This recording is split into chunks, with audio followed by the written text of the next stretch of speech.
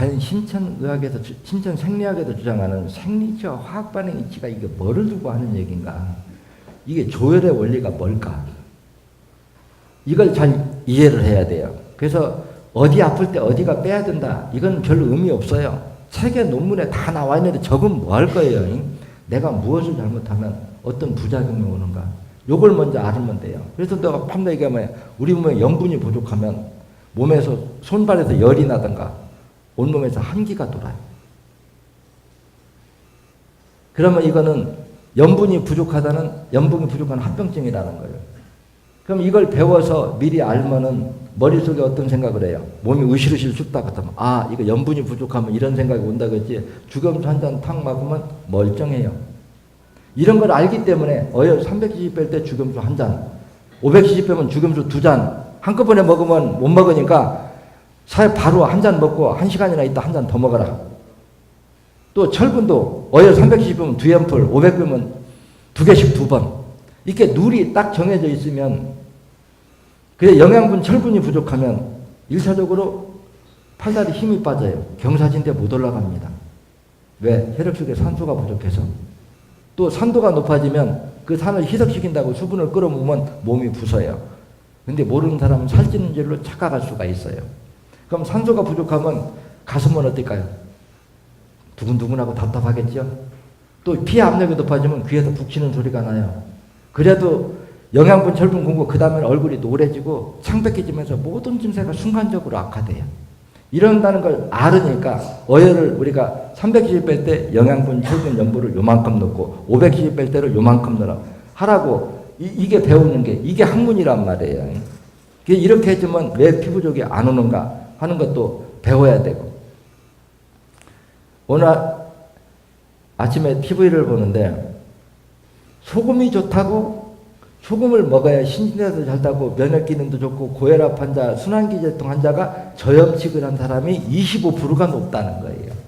근데 그동안에 방송 어떻게 나왔어요? 소금이 해롭다고 저염식하라고 대대적으로 홍보했죠. 그러면 나쁘다고 대대적으로 홍보한 거 해놓고 갑자기 와서 염분을 충분히 섭취해야 된다고 말하는 걸 이게 어떤 게 이게 학자가 입에서 나올 말이냐 그 얘기예요. 근데 내 강의 테이프 보세요. 식용, 영양분, 철분, 염분 필수라고 얘기하죠. 쉽게 얘기해서 우리 몸은 여러분들 각자도 지금 살아있다는 것은 여러분들 환경이 다 달라도 그 환경에서 살아남는 방법을 깨우쳤기 때문에 존재하는 거예요. 우리 몸의 모든 세포들도 환경이 전부 달라요. 조직마다. 그 환경에서 스스로 재생복원 살아남는 방법을 깨우쳤기 때문에 우리 인체가 존재한다는 거라.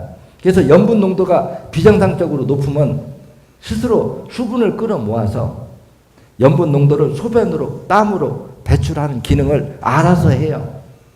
넣어주면. 그럼 어때요? 먹었으면 싸야 되죠. 이게 신진대사입니다. 쉽게 얘기하면 먹으면 싸는 게요. 근데 그동안에 싱겁게 먹으라고 하면 옛날 내가 강의 테이프에 뭐라고 했는 줄 알아요? 미친놈들. 감기가 만병의 원인이라고 얘기하면서 애들 감기 안 걸리면 돈 못 벌까 봐 감기 쉽게 걸리라고 싱겁게 먹으라고 한다고. 그래 돈 버니까 애들이 아파야 병원에 오고 병원에 와야 돈 버니까 싱겁게 먹어야 감기에 잘 걸린단 말이에요. 그러니까 일부러 병을 걸릴 수밖에 없게 만들어 놓고 병원에 오게 만들어. 이거 아는 입장에서 뭐 머리 피 튀기는 일이에요. 그래서 내가 뭐라고 해놨어요? 강의 테이프에. 우리 몸은 모든 생명체는 바닷속에서부터 진화해서 육지로 올라왔다. 그래서 우리 혈액은 0.9%의 염분 농도에서 우리 인체의 모든 생명체는 진화를 했고 우리 몸속에 들어오는 세균이나 바이러스는 민물의 염분 농도에서 진화를 했다는 거예요. 그래서 민물의 염분 농도와 우리 혈액 속의 염분 농도는 엄연히 달라요. 민물고기 바다에 쳐넣으면 못 산다는 겁니다.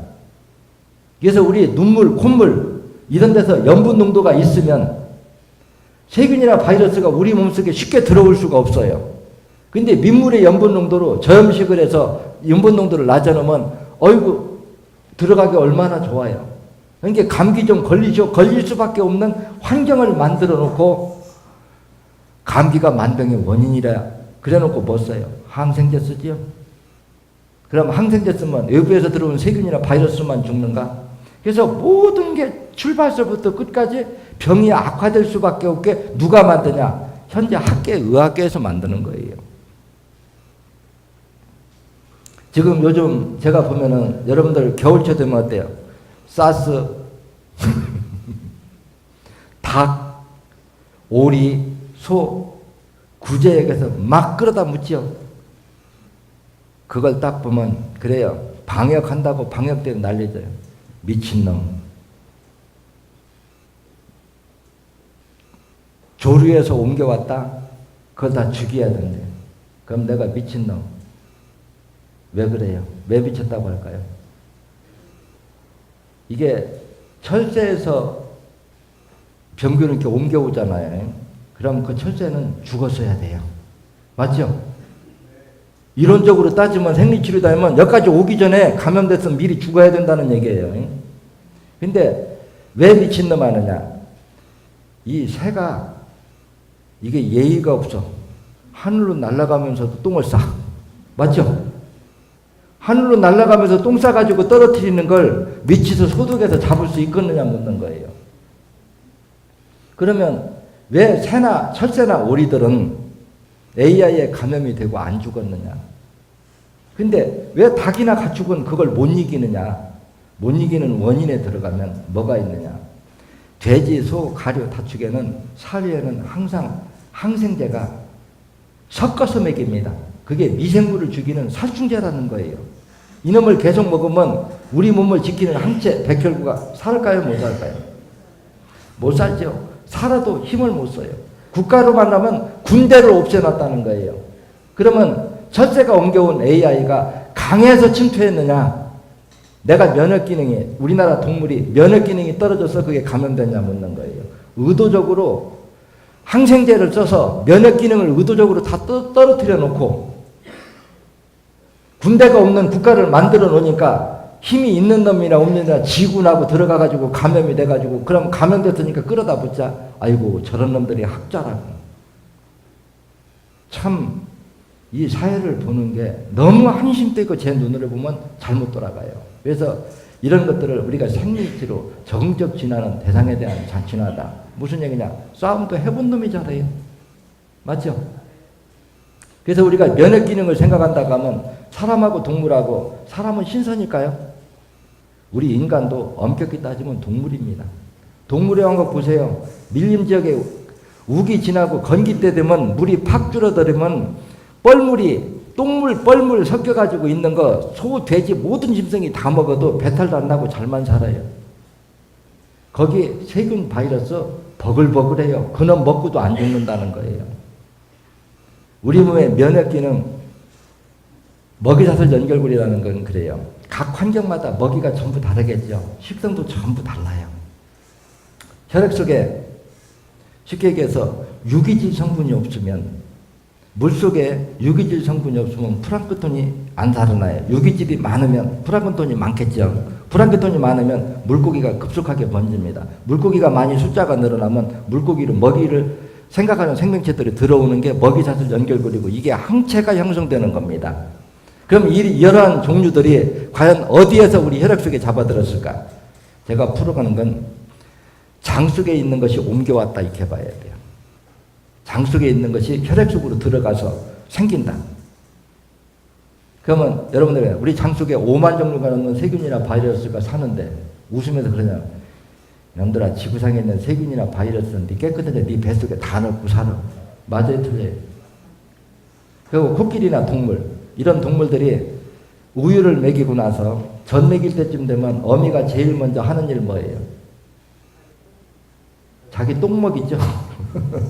똥을 왜 먹일까요? 그게 우리가 먹는 음식을 갉아먹고 액체 효소화시켜야 우리 몸에서 영양분으로 쓸 수 있기 때문에 그렇습니다.